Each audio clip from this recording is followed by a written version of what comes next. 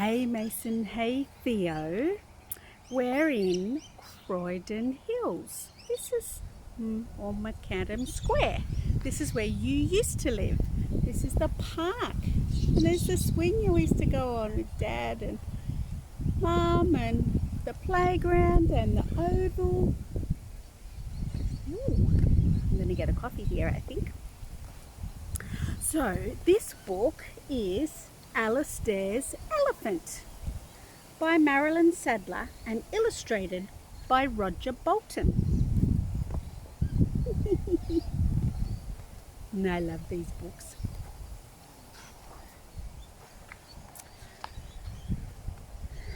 Alistair Grittle was a very busy boy. He had no time for nonsense.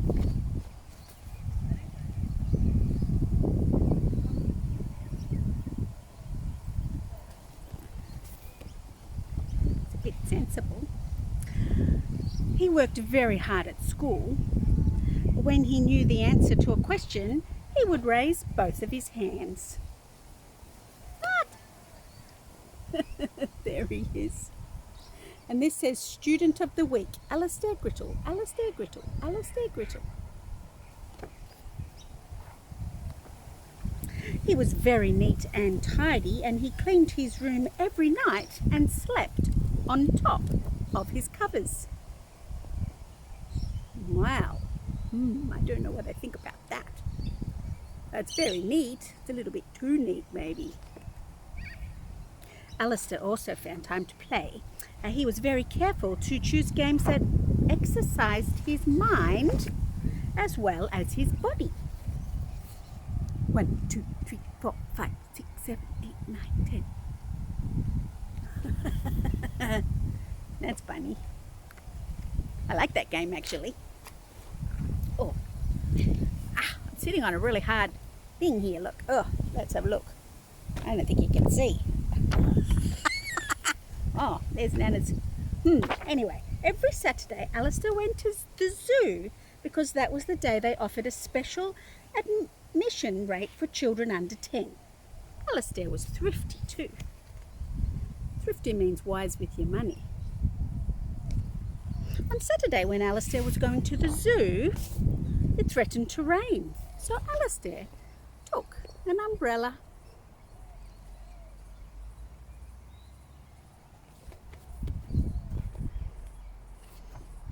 When he got to the zoo, he decided which animals he wanted to see most.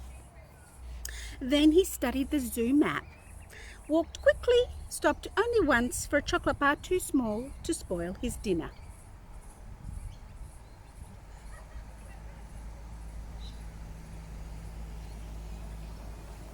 Well, that's very sensible, isn't it?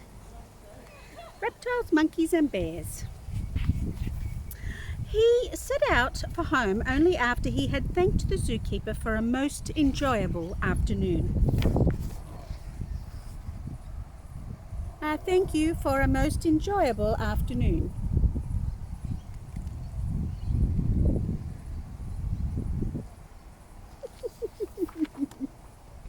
Oh, thank you.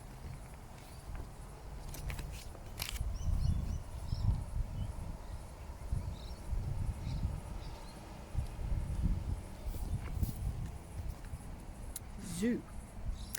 When it began to rain, Alistair was glad he had taken his umbrella.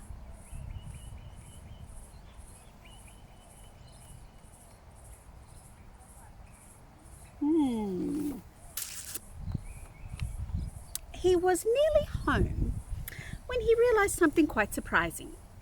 He was being followed by an elephant.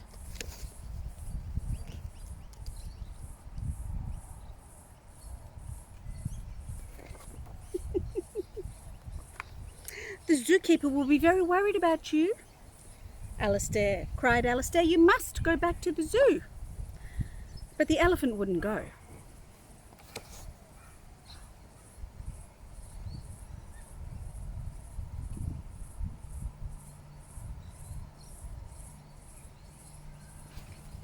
Alistair was late for dinner, so there was nothing he could do but let the elephant follow him home. You can't keep him, shouted his mother from the window. Alistair didn't want to. He didn't have time for a pet.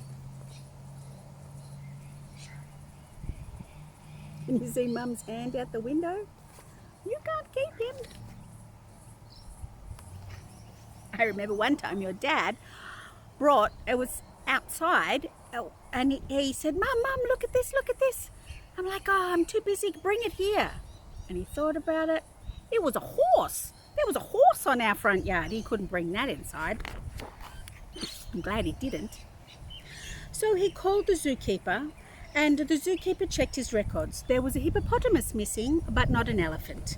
Are you sure it's not a hippo? He asked Alistair, and Alistair was certain.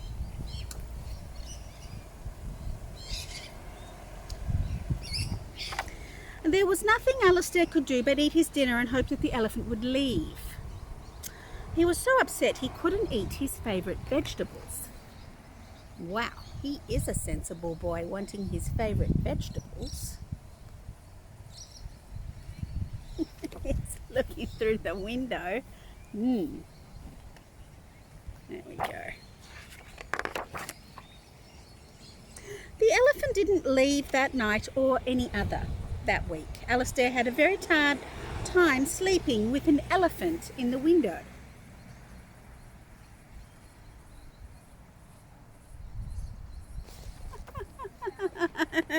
Wish an elephant would follow me home. Even though Alistair got up early, the elephant got up earlier. Boop. Boop. Alistair didn't have any privacy. He had to dress in the cupboard.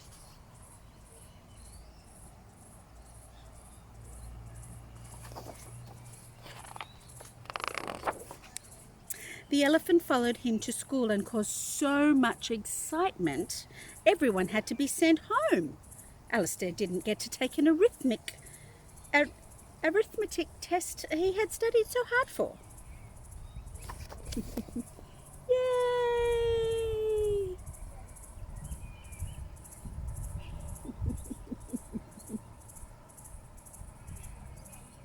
That would be pretty exciting. Hey, I can hear those cicadas. Can you hear them? The elephant ate all of Alistair's houseplants, as well as his science books and his stamp collection.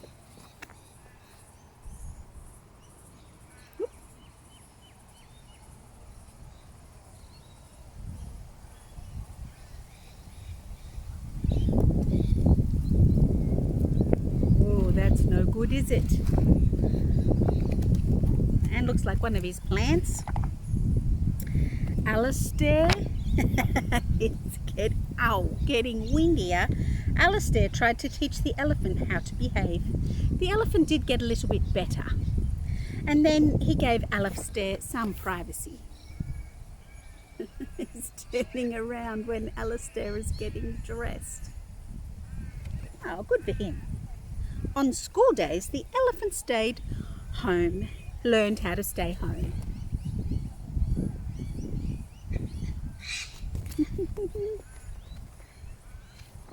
On Saturday, however, Alistair took the elephant back to the zoo. He just didn't have time for an elephant every day of the week. Imagine that big elephant just following a little boy around. The zookeeper checked his records again and found a mistake. He had been missing an elephant after all. He thanked Alistair very much.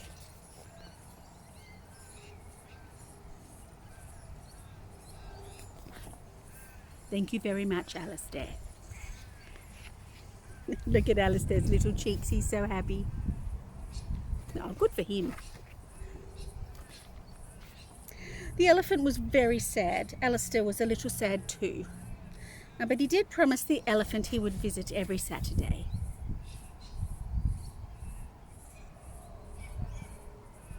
He's so big, isn't he?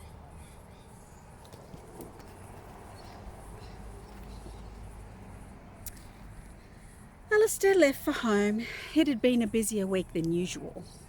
And so at times it had been fun.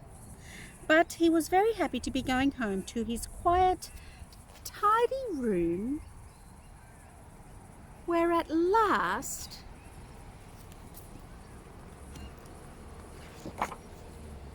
he could get some work done.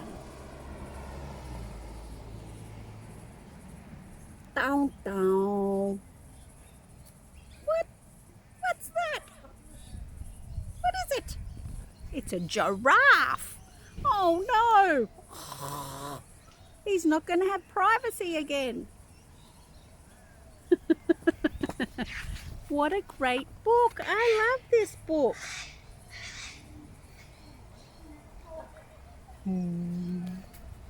And I'm going to read the other books just like this.